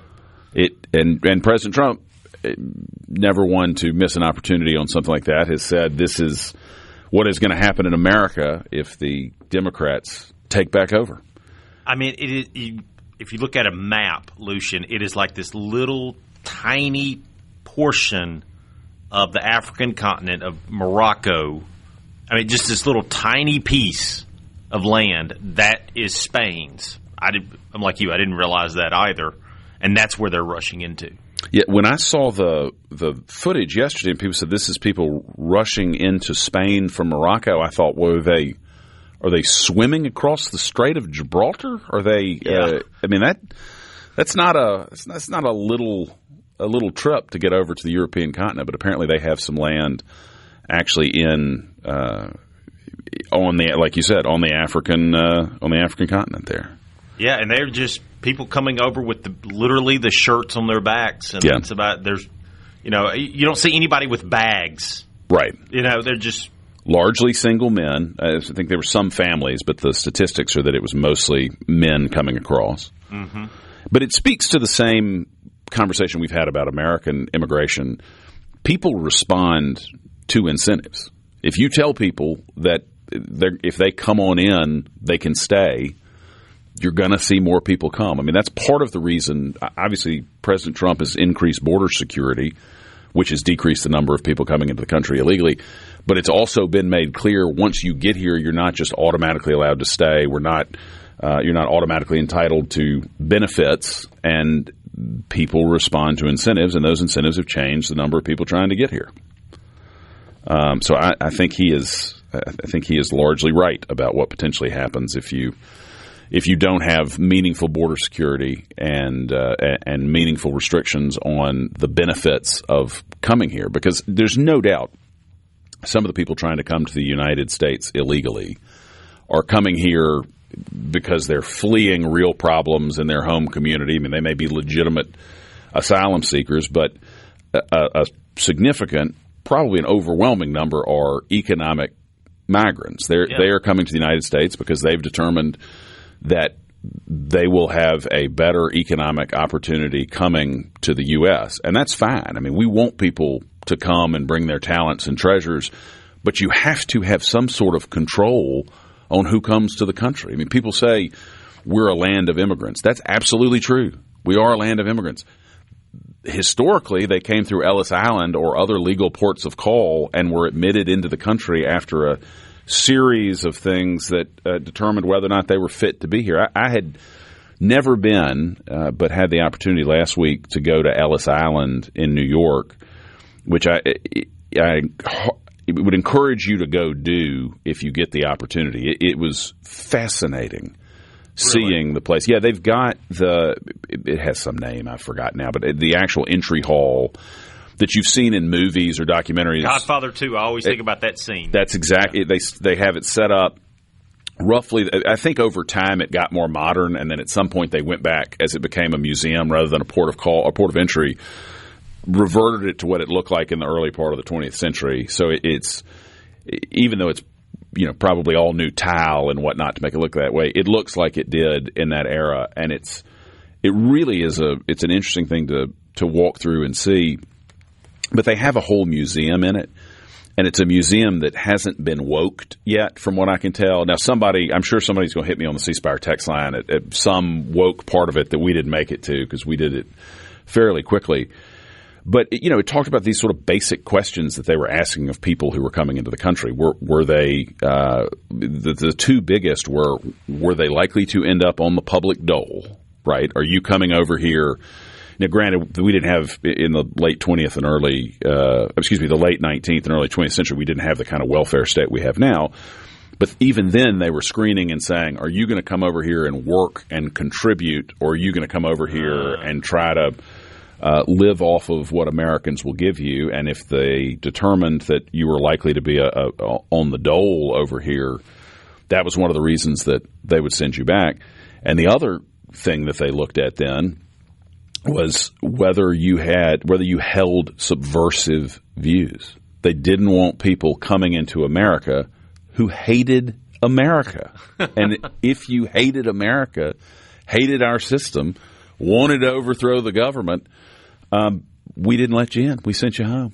And, so that's worth thinking about when you hear folks on the left say, we're a nation of immigrants. Absolutely, we're a nation of immigrants.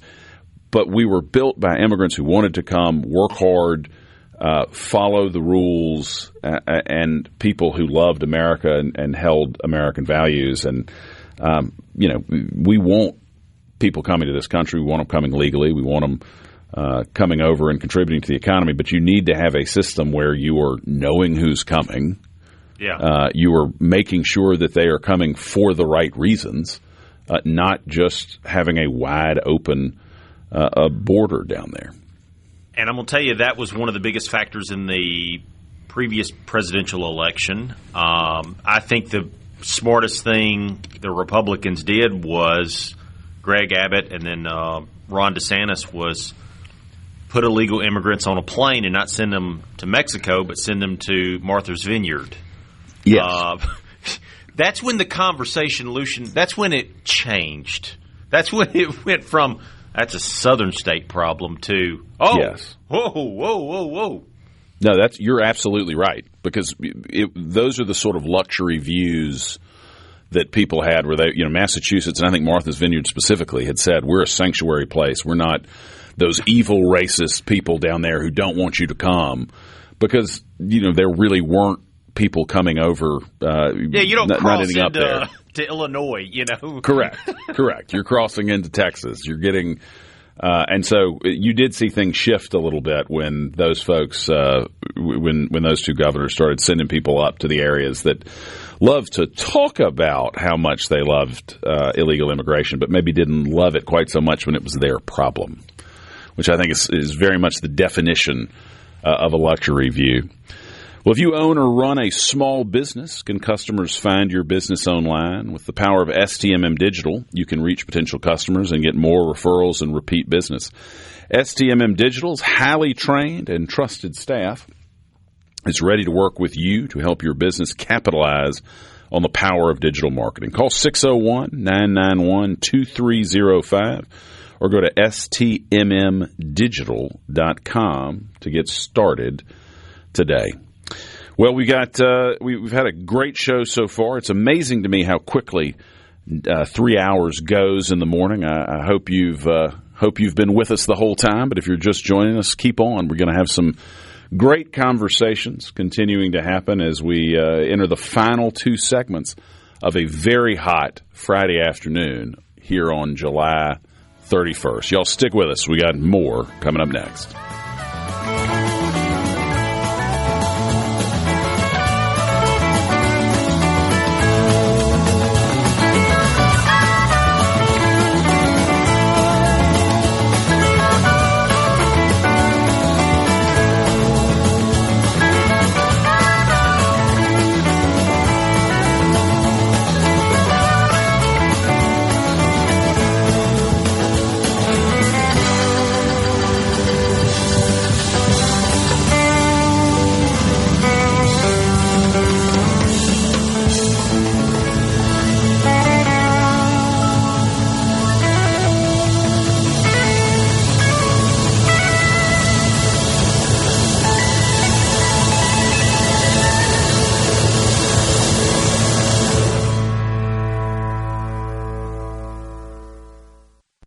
From the sea. Grab another cup of coffee and start your day right. Mornings with Richard Cross here on Super Talk Mississippi.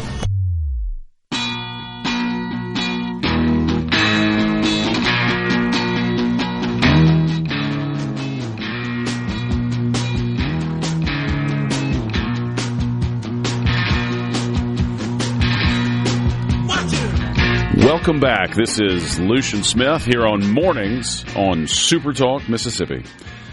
We talked a little bit about this earlier, Will, but the Republicans in New Jersey are calling for a comprehensive investigation after it's been discovered that there were thousands of non-American citizens registered there, and at least 400 of them actually voted. The Department of Justice, the Civil Rights Division, has asked New Jersey to turn over information on the identities of the people who are illegally registered there. And the explanation for how they were registered is there was an error.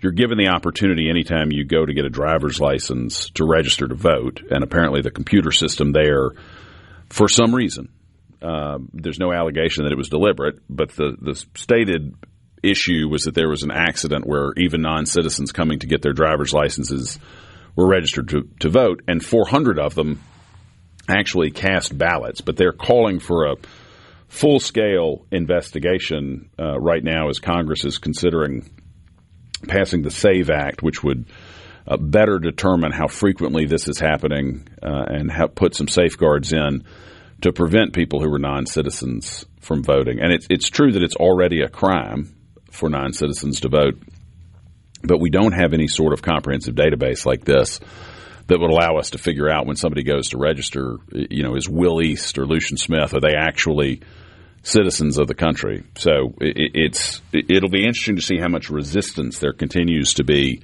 to any sort of efforts to get in and figure out what's actually happening over there. Crazy. There is a theory. Now, granted, do you watch Shark Week? Are you a Shark Week guy? I used to be. I'm not as big into it as I once was, but I used to just when it first kind of became a thing. I remember it was a feeding frenzy. Well done there. Yeah. Well done. There's this is all coming out of a show that's going to be on Shark Week. There is some sort of massive shark off the coast of New York. They've not found the shark, but Sharkzilla Takes New York is apparently the show. But the Daily Mail reports that there is they found a humpback whale with a 24-foot bite in it.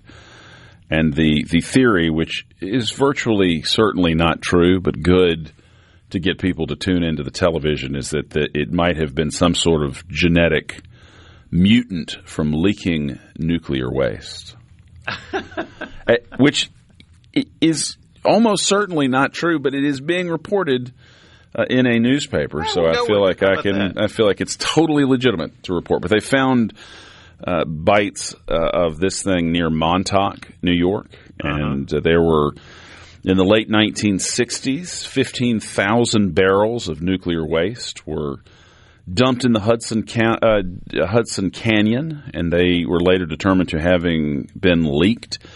And so the theory is that there's some sort of mega shark that's been produced by this that's out there doing all of the carnage.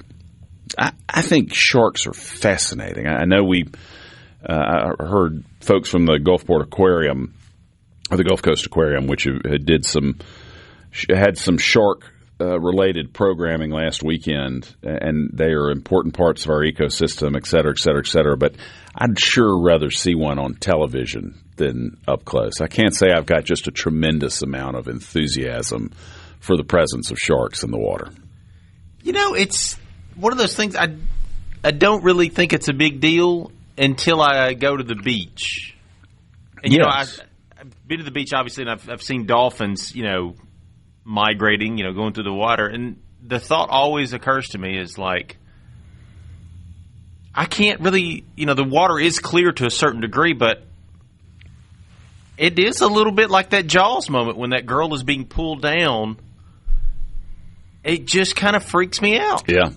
Yeah. I have a totally irrational fear of sharks. Yeah. I mean, I do not like to get very deep in the ocean. Even places where sharks don't. Yeah, where there really are. I mean, nobody. There hadn't been a shark attack. Somebody told me the other day, I don't think there's been a shark attack on the Mississippi Gulf Coast since the 1950s. If you've got information about that, please send us a text at 601-879-4395. And yet, I'm still not very eager to get out there and get deep. Because you got to think, sure, there hadn't been one since the 50s. But eventually, there's going to be the next one. Yeah. I don't want to be the guy who 70 years from now, somebody is saying, there hadn't been a shark attack since 2026. Fellow waited out. They got him. So what I do, Lucian, is I just make sure I'm not the furthest out. Oh, that's a good theory. And I'm kind of in a group of people. That's a good theory. That limits my percentage of possibly getting bit. That is a very... It's like being attacked by a bear. I don't have to be faster than the bear. I just have to be faster than you. Exactly. That is a very a somewhat comforting way to think about that. Think about that, Will. Well, yes. So one more reason to probably not swim out in the part of the New York coast where they have leaking nuclear waste. But what are you more scared of, the sharks or the nuclear waste? I feel like the nuclear waste is probably the bigger issue, but I don't know. It probably depends on what you're running into.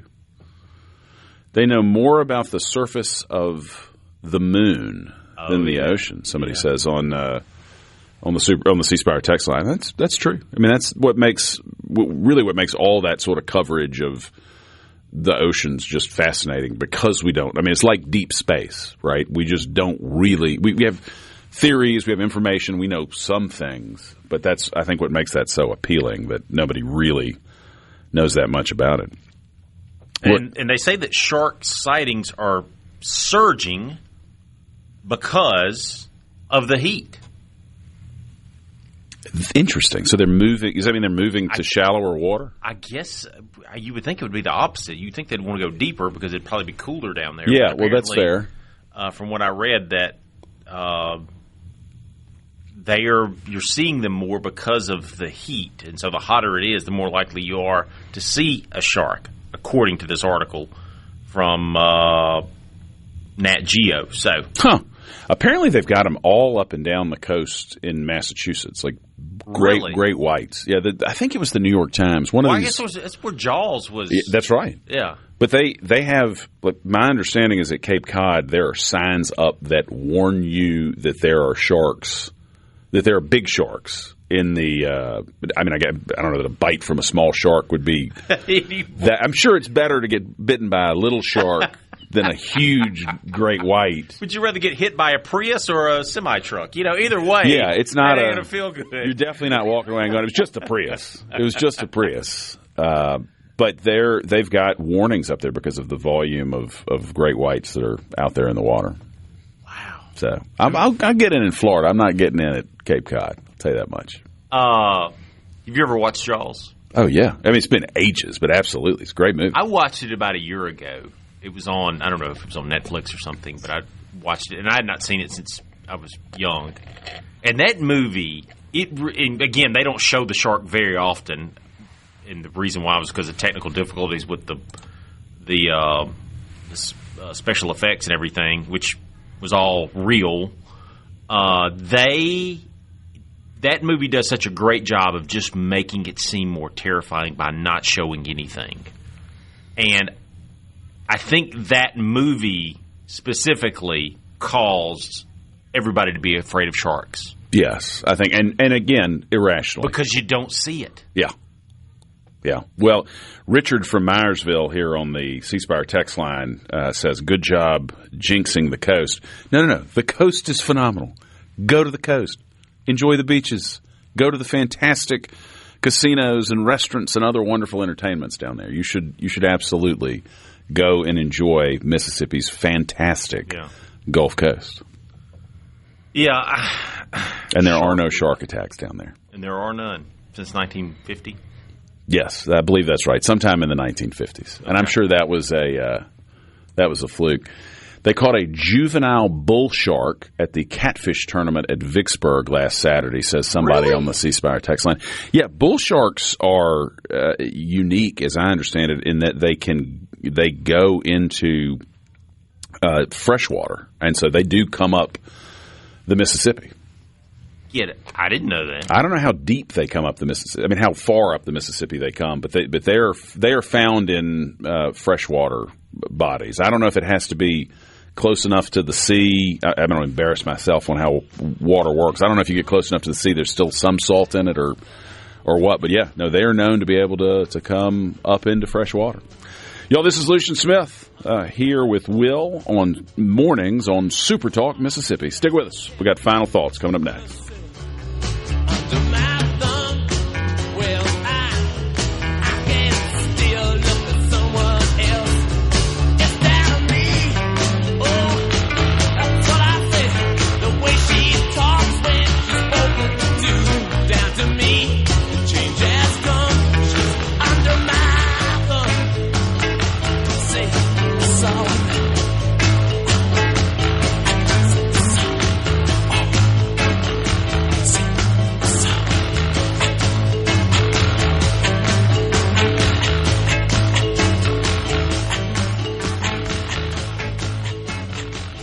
From the Venable Glass Traffic. Take a deep dive into the news and debates driving the day. All on your ride to work. Mornings with Richard Cross. Super Talk, Mississippi. Every time I start to see this woman, he's in a cold while and I'm laying down. Every time I start to see this woman. Welcome back, y'all. This is Lucian Smith here on Mornings on Super Talk Mississippi. Mornings with Richard Cross is presented by Community Bank, rooted in our community, communitybank.net. A couple of thoughts here that people chimed in with on the C Spire text line. Always appreciate you doing it. If you want to be part of it, send us a text at 601-879-4395. Apparently, we're talking about how far inland bull sharks can come. There was a bull shark caught on a trot line around St. Louis in the 40s or 50s. And there's a lake in Australia on a golf course that flooded years ago and still has bull sharks swimming around in it. So I looked up some images of them. Yeah, I don't want to get bit by a juvenile, adult, any of those. They all look terrifying. Ooh, you're absolutely right. That is a mean. I mean, I recognize, and somewhere they must not be listening to the show or feeling like texting. I'm surprised nobody has talked about what majestic creatures these are and what a vital part. And I 100% agree. Right? Yes. Like I think lions are fantastic, and I'm glad that they are the king of the jungle. I don't want to see one in person unless I'm.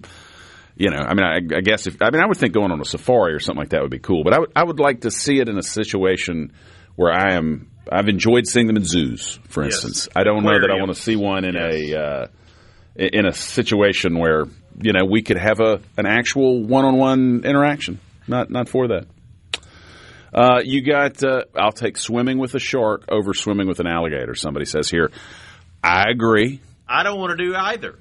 Why is that my choice? Well, let me say this. I actually think if you really had to choose, it depends on what the shark option is. Because alligators don't really want to have anything to do with you. I mean, if you go mess with an alligator, it's going to mess with you. And sometimes, my understanding, and I'm no alligator expert, but my understanding is that most of the negative alligator-human interactions are with either some freak situation or where you surprise one of them, or an alligator that's been desensitized to people.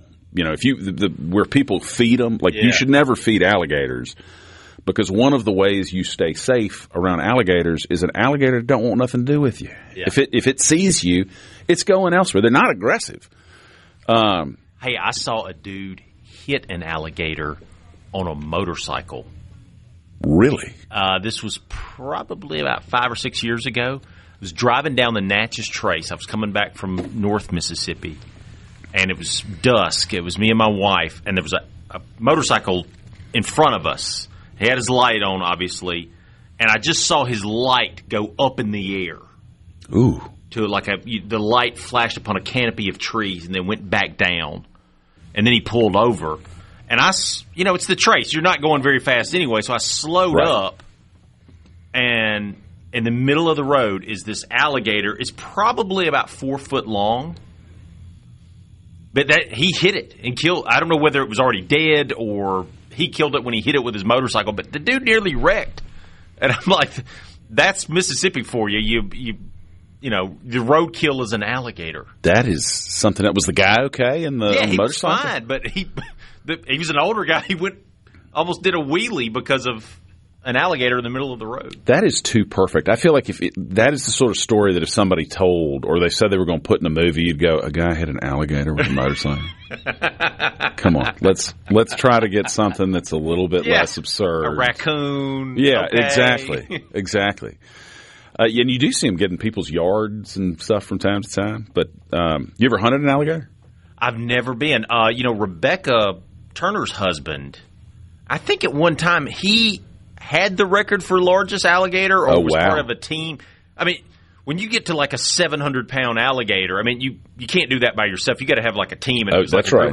I think at one point he was part of a team that had the biggest alligator ever killed in Mississippi.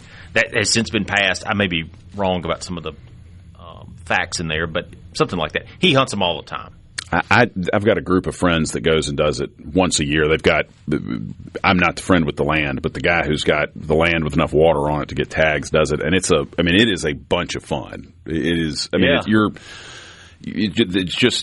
it's just a fun kind of hunt to do. They're incredible creatures, but I'm similarly would not like to swim with either one of them. Will, it's been fun. It's been fun being with you. It's tough to believe we've made it to the end of the week. Yep. These days they just fly by. I had some significantly tough pieces to the week, and I've enjoyed getting to work with you.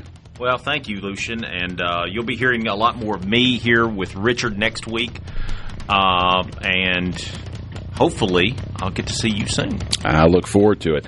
Thanks, everybody, for starting your day with us. This is Lucian Smith here on Mornings on SuperTalk Mississippi. Stick with us. We got Fox News followed by SuperTalk Mississippi News coming up next.